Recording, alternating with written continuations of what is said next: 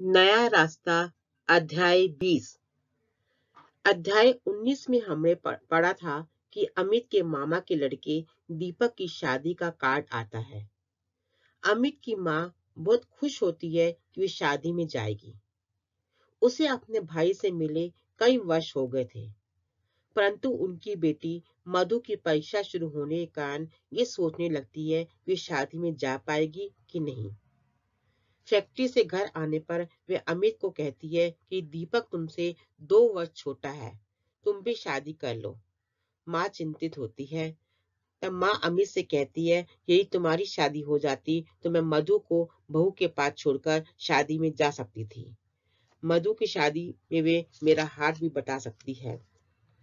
परंतु अमित की तरफ से कोई उत्तर न पाकर ये सोचने लगती है। वे अमित के इस व्यवहार से परेशान होती है कि अमित का ये परिवर्तित व्यवहार, पहले तो कभी उसके प्रति ऐसा नहीं था। वे क्यों कोई तो इसके लिए उसके दिमाग में आता है क्यों ना वे अमित के मित्र सुरेन से जाकर मिलती है और अमित के व्यवहार के बारे में उनसे पूछती है। शायद अमित ने उनसे कुछ बात की हो। ये सोचकर वे सुरेन के पास जाने का प्रोग्राम बनाती है। अब हम आगे पढ़ेंगे अध्याय 20।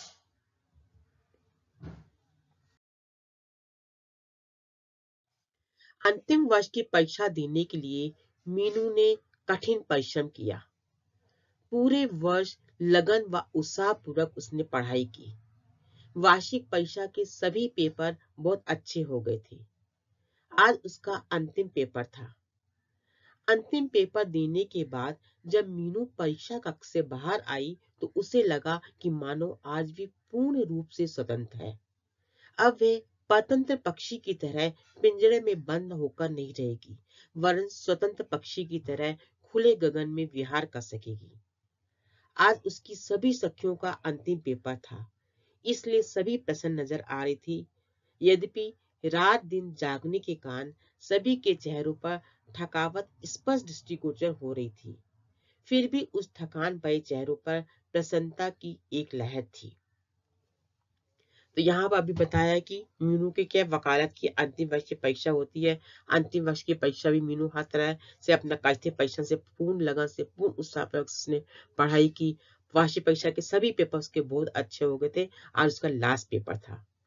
हम लोग का भी जब फाइनल एग्जाम होते हैं, हमारा लास्ट पेपर होता है, सब बच्चे बहुत एक्साइटेड होते हैं कि आज हमारा पेपर आखिरी है। हम कई तरह की प्लानिंग करते हैं कि पेपर खत्म होंगे, हम यहाँ जाएंगे, वहां जाएंगे, इधर घूमेंगे, ये करें, कई तरह की प्लानिंग होती है। तो ऐसे ही क्या है, सेम मीनू के साथ भी जब अंतिम पेपर देने के बाद मीनू परीक्षा कक्ष से बाहर आती है तो उसे लगता है कि आज भी पूरी तरह से फ्री है। मतलब एक तरह से दिमाग से पढ़ाई का जो था वो आज उसकी पढ़ाई खत्म हो गई थी। अब वकालत की अंतिम परीक्षा भी उसने पेपर दे दी थी। तो वे पतंग पक्षी की तरह, पतंग मतलब खुले पक्षी की तरह वो लगती है कि मैं भी आराम से घूम फिर सकूंगी मैं। तो आज की सभी सहेलियों का अंतिम पेपर था तो सभी खुश नजर आई थी, क्योंकि रात दिन जागने के बाद सबके चेहरों पर थकावट नजर हुई थी, परंतु आज उन थकान वाले चेहरों पर भी प्रसन्नता दिखाई थी, क्योंकि वो क्या मेंटली फ्री मतलब उनको खुशी खुशी हो रही थी कि आज वे एक पूरी तरह से फ्री हो गए, स्वतंत्र हो गए हैं। मीनू परीक्षा कक्ष से बाहर खड़ी अपनी सखी माया की प्रतीक्षा कर रही थी कि इतने में सामने वाले कक्ष से माया आती दिखाई दी। माया के चेहरे पर भी प्रसन्नता के भाव स्पष्ट दृष्टिगोचर हो रहे थे। मीनू का हाथ पकड़ते हुए माया आगे चल दी और मीनू से बोली, मीनू पढ़ते पढ़ते बहुत थक गए हैं, चलो आज पिक्चर देखने चलते हैं। फिर पिक्चर? वैसे मैं सोच रही थी कि आज नीलिमा के पास चली जाती। अरे नीलिमा के पास कल चले जाना, आज पिक्चर चलते हैं। जैसे अब परीक्षा कक्ष से बाहर निकली माया, उसकी सहेली ने क्या बोला कि हाँ पिक्चर देखने जाएंगे, और मीनू कहती नहीं, आज मैं सोचा था कि मैं नीलिमा से मिलती हूँ। नीलिमा कौन है? मीनू की मीरापुर वाली सहेली है, बस उसकी शादी क्या है, मेरठ में होती है। तो आज परीक्षा से पूर्ण रूप से फ्री हो जाने पर वे अपनी मीरापुर सहेली से मिलना जाना चाहती है, तो माया के कहने पर कहती है कि हम कल उससे तो मिलने जाना, आज हम पिक्चर देखने जाएंगे। ठीक है, आज पिक्चर ही चलते हैं, बहुत दिनों से कोई पिक्चर देखी भी नहीं है, मीनू ने माया की बात का समर्थन करते हुए कहा। मीनू तुम अपने घर मीरापुर कब वापस जा रही हो? माया ने पूछा। 2 दिन बाद, मीनू ने उत्तर दिया। माया, मैंने अपनी माँ को पत्र में लिख दिया था कि परीक्षा समाप्त होने के 2 दिन बाद मीरापुर आऊंगी, क्योंकि एक दिन नीलिमा के पास मिलने के लिए जाना है और दूसरे दिन घर के लिए कुछ सामान खरीदना है। अच्छा है मीनू, हम 2 दिन और साथ रह सकेंगे, फिर तो हम अलग अलग हो ही जाएंगे, ना जाने फिर कब मिलना होगा। ये कहते हुए माया के चेहरे पर उदासी का भाव उभर आया। बातें करते करते वे अपने हॉस्टल के कमरे में आ पहुंची। उन्होंने निश्चय किया पिक्चर 3 बजे वाले शो में देखी जानी चाहिए, जिससे कि हॉस्टल लौटने में रात्रि ना हो। तो अब यहाँ पर क्या है, माया और मीनू क्या पिक्चर जाने का प्रोग्राम बनाती है कि हाँ भी हम जाते हैं। तो मीनू कहती है कि मैं अपने माँ को पहले ही कहा दिया था कि परीक्षा खत्म होने के 2 दिन बाद मैं अपने घर आऊंगी। एक दिन मैं क्या नीलिमा से मिलने जाऊंगी, दूसरे दिन मैं क्या अपने घर के लिए कुछ सामान खरीदना है, सामान खरीद कर 2 दिन बाद ही मैं आऊंगी। तो माया बहुत खुश होती है, चल हम 2 दिन एक साथ और रह लेंगे, फिर उसके बाद तो हम क्या हमारी वकालत की परीक्षा वकालत की पढ़ाई खत्म हो गई है, तो हमारे रास्ते अलग हो जाएंगे, हम पता कब मिलेंगे, चल हम 2 दिन एक साथ रह सकते हैं। ये कहते कहते क्या है वो अपने हॉस्टल कमरे में आते हैं और 3 बजे क्या है वो पिक्चर देखने जाने का प्रोग्राम बनाते हैं। लेटने से शरीर में और भारीपन आ गया था। उसका दिल नहीं चाह रहा था कि वे बिस्तर से उठे, परंतु माया के आग्रह पर उसे उठना ही पड़ा। दोनों तैयार होकर पिक्चर देखने चल दी। सिनेमा घर में उन्होंने देखा कि उनके कुछ और सहपाठी भी पिक्चर देखने आए थे। आज सभी अपने को स्वतंत्र अनुभव कर रहे थे। पिक्चर समाप्त होने पर उन दोनों ने विचार किया कि आज खाना भी बाहर किसी होटल में ही खाना चाहिए। हॉस्टल के भोजनालय में तो रोज ही खाते हैं। उन दोनों ने एक होटल में रात्रि का भोजन किया, बाद में अपने हॉस्टल की ओर चल दी। अब वे दोनों प्रसन्न थी कि उन्हें वापस अपने कमरे में पहुंचने में पढ़ाई नहीं करनी है। आज वे आराम की नींद सोएगी। जैसे ही मीनू ने अपने कमरे का ताला खोलने के लिए अपने पर्स से ताली निकाली, सामने से नीलिमा व सुरेंद्र जी आते दिखाई दिए। तो परीक्षा खत्म होने पर रात भर जागने का मीनू को अपना शरीर बहुत भारीपन लगा था। कुछ देर सोती है तो माया उसको उठाती है, पिक्चर का टाइम हो रहा है तो उसे उठाती है। दोनों तैयार होकर पिक्चर जाते हैं। तो वहां उसकी बहुत सारी सहेलियां वो भी पिक्चर देखने आती हैं और सब पूरी तरह से अपने फ्री समझ रही थी, आज पेपर खत्म हो गए हैं। तो पिक्चर समाप्त होने पर माया कहती है आज हम खाना भी बाहर खाएंगे, रोज रोज हम हॉस्टल का खाना खा के हम बोर हो गए, तो आज हम क्या है बाहर ही खाना खाएंगे। तो जब खाना वाना खाने के बाद क्या मीनू माया अपने हॉस्टल में वापस आते हैं, तो मीनू क्या देखती है, जैसे वो कमरे का ताला खोलने लगती है, उसे क्या नीलिमा और सुरेंद्र जी आते दिखाई देते हैं। नीलिमा को देखकर मीनू के चेहरे पर प्रसन्नता बिखर गई। मीनू ने नीलिमा को कुर्सी पर बिठाया और बोली, नीलिमा, आज तुम्हारे घर आने की सोच रही थी, परंतु आज हमारा पिक्चर का प्रोग्राम बन गया। मैं कल जरूर आती तुम्हारे घर। मीनू, मैं तो पहले ही तुम्हारे पास आ गई होती, परंतु इसलिए नहीं आई क्योंकि मेरे आने पर तुम्हारी पढ़ाई में विघ्न पड़ता। वैसे मैं यहाँ बहुत देर से तुम्हारी प्रतीक्षा कर रही थी। सुरेंद्र जी को कुछ उदास देखकर मीनू से रहा ना गया। वे नीलिमा से पूछ ही बैठी, नीलिमा, आज तुम लोग कुछ उदास लग रही हो, क्या बात है? स्वास्थ्य तो ठीक है ना सबका? ये सुनकर नीलिमा की उदासी कुछ और बढ़ गई। वे उदास स्वर में बोली, मीनू, 3 दिन पहले अमित की कार का एक्सीडेंट हो गया है। इस समय अमित की हालत बहुत नाजुक है। तो यहाँ जब नीलिमा और सुरेंद्र जी को देखती है तो मीनू बहुत खुश होती है, उसको कहती है आज मैं तुमको मिलने आने वाली थी, परंतु कल मैं तुम्हें जरूर मिलने आऊंगी। तो मीनू कहती है हम तो तुम्हारी बहुत देर से तुम्हारी प्रतीक्षा कर रहे हैं। और तो मीनू क्या देखती है कि हाँ, मीनू जो नीलिमा के पति सुरेंद्र जी है उसको उदास लगते हैं। तो मीनू प्रश्न करती है, नीलिमा, क्या सब कुछ ठीक तो है, तुम लोग को स्वास्थ्य ठीक तो है, कि तुम लोग को चेहरा देखकर कुछ तुमको उदास लग रही हो? नीलिमा क्या बताती है कि इनकी उदासी का कारण क्या है कि इनके जो अमित की कार का एक्सीडेंट हो गया है। वास्तव में अमित कौन था? नीलिमा के पति सुरेंद्र जी का पक्का गहरा दोस्त था। तो जो उनकी कार का एक्सीडेंट हो गया था, मतलब अमित के हाथ बहुत नाजुक, बहुत सीरियस था अमित, तो इसके कारण का सुरेंद्र जी का मतलब कुछ चेहरा उदास नजर आ रहा था। ये बात सुनकर मीनू चौंकी और बोली, क्यों, कैसे हो गया एक्सीडेंट? कार के ब्रेक फेल हो गए थे, कार पेड़ से जा टकराई। कहाँ कहाँ चोट आई है? हाथ पैरों की हड्डियां तो चकनाचूर हो गई है और भी पूरे शरीर पर चोट लगी है।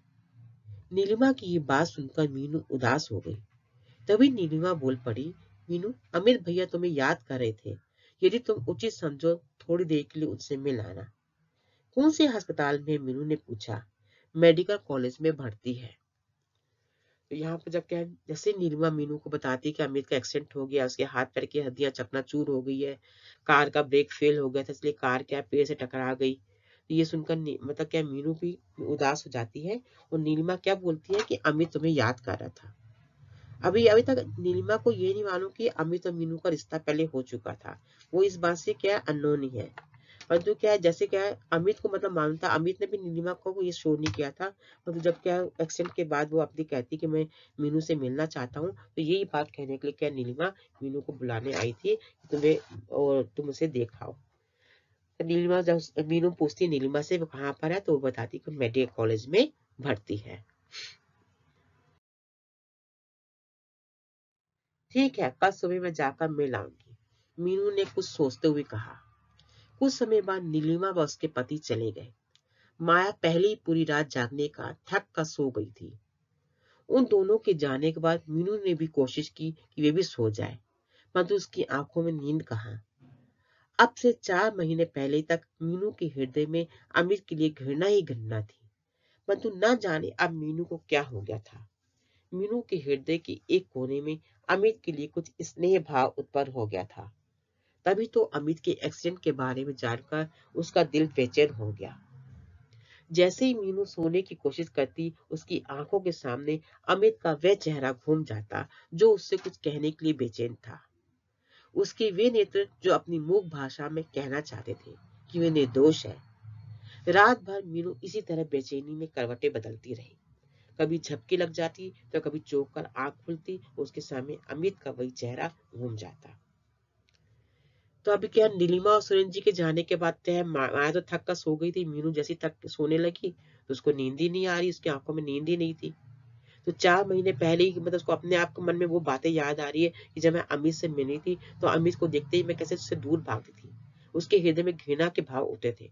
परंतु उसे ना जाने आज क्या हुआ था, जब अमित के एक्सीडेंट के बारे में सुना तो उसको मिलने के उसका दिन क्या है बेचैन हो गया। मीनू सोने की कोशिश करती परंतु बार बार अमित का चेहरा उसके सामने में आ जाता कि वो उसके मतलब उसके हर मतलब वो चेहरा याद आता कि वो मीनू को कुछ कहने के लिए बेचैन था। वो मूक भाषा में मतलब अननोन में भी ऐसे उसको फीलिंग हुई थी कि वो कुछ कहना चाह रहा है कि वो निर्दोष है। तो बार बार मतलब आज के मन अमित के प्रति जो उसके मन में घृणा के भाव थे, वो एक्सीडेंट के बाद उनका सब क्या वो घृणा के भाव उसके मीनू के मन में दूर होते जा रहे थे। वो अमित का मतलब मिलने के लिए बार बार सोचने का प्रयत्न कर रही थी। तो बार बार उसके चेहरे पर क्या है, आंखों के सामने अमित का चेहरा ही आ रहा था। प्रातः होते हुए तैयार होकर अमित से मिलने चली गई। मेडिकल कॉलेज पहुंचने पर उसे पता चला कि 10 बजे से पहले मरीजों से मिलना वर्जित है। तभी उसकी नजर अपनी कलाई घड़ी पर पड़ी। उस समय 9 ही बजे थे। 1 घंटे का समय कहाँ व्यतीत करे, उसकी कुछ समझ में नहीं आ रहा था। तभी उसने एक पत्रिका खरीदी और पास में पड़ी बेंच पर बैठकर पढ़ने लगी। हर 10 मिनट के बाद उसकी नजर घड़ी पर चली जाती। एक एक पल काटना कठिन हो रहा था। जैसे ही घड़ी ने 10 बजाए, मीनू वहां से उठ खड़ी हुई और अमित के कमरे की ओर चल दी। उसने धीरे से दरवाजा खोलकर कमरे में प्रवेश किया। उस समय अमित अकेला पलंग पर लेटा था। मीनू को देखकर अमित के उदास मुरझाए चेहरे पर प्रसन्नता की एक लहर दिखाई दी। मीनू पास से पड़े स्टूल पर बैठ गई। कुछ क्षण तक वे चुपचाप बैठी रही। उसकी समझ में नहीं आ रहा था वे किस तरह से बात करनी शुरू करे। तभी मीनू के मुंह से ये शब्द निकले, अब आपकी तबीयत कैसी है। तो दूसरे दिन क्या होता है, मीनू अभी अमित से मिलने मेडिकल कॉलेज जाती है। जैसे मेडिकल कॉलेज जाती है, उसको क्या मालूम पड़ता है कि मरीजों से मिलने का समय 10 बजे है। मतलब उस समय कितने बजे होते हैं, सिर्फ 9 ही बजे होते हैं। अब 1 घंटे समय कहाँ व्यतीत करे, तो एक पास की दुकान में जाती है, एक मैगजीन खरीद के लाती है और पास में पड़ी बेंच पर बैठकर मतलब समय काटने लगती है। और जैसे ही 10 बजते हैं वो अमित के कमरे की ओर जाती है।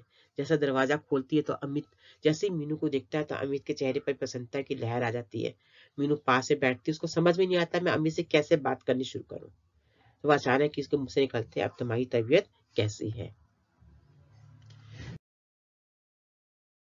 ठीक नहीं है, अमित ने बहुत दबी आवाज में कहा। ये सब कैसे हो गया, मीनू ने पूछा। मैंने जो पाप किए थे उनका फल मिला है मुझे। ये कैसी बात करते हैं आप, मीनू ने अमित को चुप करते हुए कहा। नहीं मीनू, मैंने तुम्हारी भावनाओं को ठेस पहुंचाई, अपनी नासमझी के कारण तुम्हें बहुत परेशान किया मीनू। मैं जानता हूँ कि तुम्हारे दिल में मेरे लिए बहुत घृणा है। मैंने कई बार कोशिश की तुमसे सारी बातें स्पष्ट कर दूं, परंतु दुर्भाग्यवश ऐसा मौका ही कहाँ मिला। अभी आपकी तबीयत ठीक नहीं है, आप आराम कीजिए। मीनू उसे चुप कराने की कोशिश करती, परंतु अमित जैसे उसे सब कुछ बताने के लिए बेचैन था।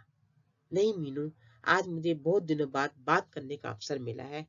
ना जाने फिर कभी ऐसा अवसर मिले या न मिले, इसलिए मैं अपने दिल की सारी बातें आज तुम्हें बता देना चाहता हूँ। तो जब मीनू पूछती है अम्मी से तुम्हारी तबीयत कैसी है, तो अमित क्या जवाब देता है कि मैंने जो पाप किए थे उसका मुझे फल मिला है। तो अमित बोलती तो मैं तो ऐसी बातें क्यों कर रहे हो। तो अमित कहता है कि मैं तुम्हारी भावनाओं को ठेस पहुंचाई, ना समझी के कारण तुम्हें परेशान किया। तुम्हारे दिल में मेरे लिए इतनी बहुत घृणा है। मैंने कई बार कोशिश की कि तुम्हारी इस घृणा के भाव को दूर करूं, मगर मुझे मौका नहीं मिला।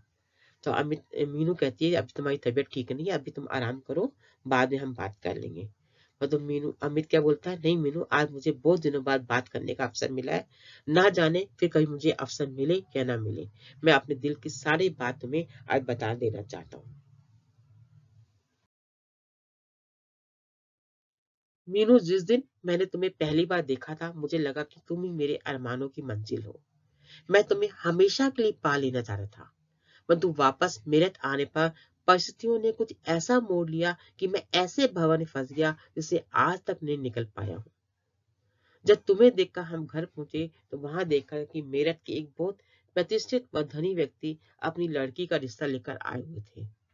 मैं नहीं चाहता था कि उस लड़की से मेरी शादी हो, परंतु मैं अपने माता पिता के सामने बोल ना सका। शायद यही मेरी सबसे बड़ी भूल थी। उसके बाद मेरा रिश्ता तो हो गया, परंतु शादी ना हो सकी।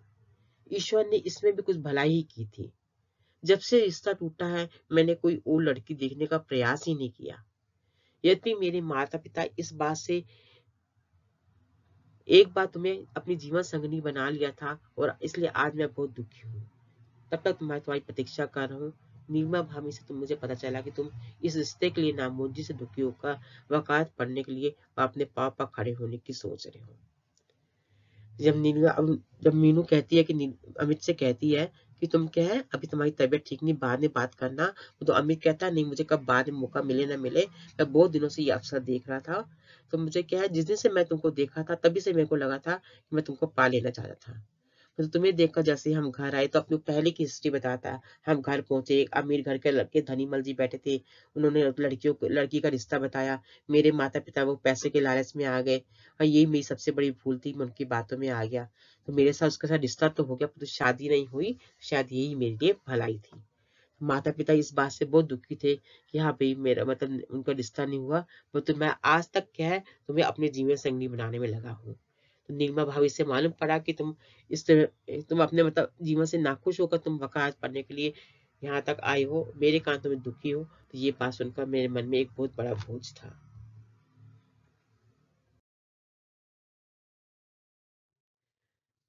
तुमने पाँव पर खड़े होने का फैसला लिया है। मैं नहीं चाहता कि तुम्हारी पढ़ाई बीच में छूटे, इसलिए मैंने अभी तक तुमसे कुछ कहने का साहस न किया।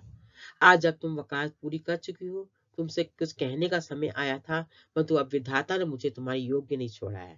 अमित को रोता देखकर व उसकी बातों से भाव विभोर होकर मीनू के नेत्रों में भी आंसू आ गए। अमित ने ऊपर नियंत्रण रखकर फिर बोलना शुरू किया। मीनू, मैंने तुम्हें यहाँ इसलिए बुलाया था कि एक बार मैं तुम्हें अपने दिल की बात बता दूं, इससे तुम मेरे अपराध को क्षमा कर सको। वैसे मेरे अपराध की सजा मुझे ईश्वर ने दे दी है। अब मैं चाहता हूँ कि तुम मुझे क्षमा कर दो। ये बात कहते कहते अमित की नेत्रों से जल उमड़ पड़ा। तो अमित कहता है कि मैं तुमसे बहुत दिनों से सोच रहा था तुमसे बात करूं, परंतु मैं तुमसे बात करना नहीं चाहता था कि तुम्हारी पढ़ाई बीच में कोई तुमको मतलब रुकावट ना आए। तो आज तुम्हारी वकालत की परीक्षा पूरी हो गई है, तो भगवान ने मुझे मौका दिया तुमसे बात करने के लिए, परंतु विधाता ने मुझे इस योग्य नहीं समझा। मतलब मैं आज अपाहिज हो गया, अपाहिज होकर तुमसे शादी की क्या बात करूं। अभी तक वो तुमसे मौका ढूंढता था कि तुमसे मैं अपनी सच्चाई बताऊं कि मेरे साथ क्या हुआ। ये कहते हैं अमित की आंखों में आंसू आ जाते हैं। तो देखकर मीनू भी क्या है, इसका मीनू का भी दिल भर आता है। तो अमित कहता है कि मैं तुमसे आज के अपने अपराध के लिए क्षमा मांगना चाहता हूँ, कि भगवान ने तो मुझे सजा दे दी है, और तुम भी मुझे क्या है क्षमा कर दो। तो ये कहते कहते अमित क्या है रो पड़ता है। अमित के नेत्रों में आंसू देखकर मीनू का भी दिल भर आता है। फिर भाव विभोर होकर बोली, अमित, भाग्य ने हमारे साथ धोखा दिया है, इसमें तुम्हारा भी कोई दोष नहीं है। और जहां तक क्षमा करने की बात है, जब तुमने कोई अपराध ही नहीं किया तो क्षमा किस बात की। मीनू, मैं इस समय मृत्यु शैया पर हूँ, ना जाने कितने दिन की जिंदगी और है, परंतु जब तक मुझे क्षमा नहीं करोगी तब तक मैं चैन से मर भी नहीं सकूंगा। ये शब्द मीनू के हृदय को बेचैन कर गए। ये बोली, नहीं अमित, ऐसा ना कहो, तुम्हें कुछ नहीं होगा, ईश्वर की कृपा से तुम ठीक हो जाओगे। तभी अमित ने गहरी सांस ली और उदास स्वर में बोला, यदि मैं ठीक हो भी जाऊंगा तो पूर्ण रूप से ठीक नहीं हो पाऊंगा। देखा, दोनों हाथों दोनों पैरों में प्लास्टर चढ़ा है, हाथों और पैरों की हड्डियां चूर चूर हो गई हैं। इस दशा में पूरी तरह स्वस्थ हो सकता हूँ? तो अमित मीनू को कहता है कि मैं तुमसे आज क्षमा मांगना चाहता हूँ, जिसके मैं तुमको अपराध किया, कि मैं क्या अभी मृत्यु शैया पर, मतलब मेरा ऐसा भयानक एक्सीडेंट हुआ, मैं इतना सीरियस हूँ कि ना जाने मैं कभी कल मर भी गया, तो मैं तुमसे माफी मांगना चाहता हूँ, ये तुम मुझे क्षमा कर दोगी तो मैं चैन से मर भी सकूंगा।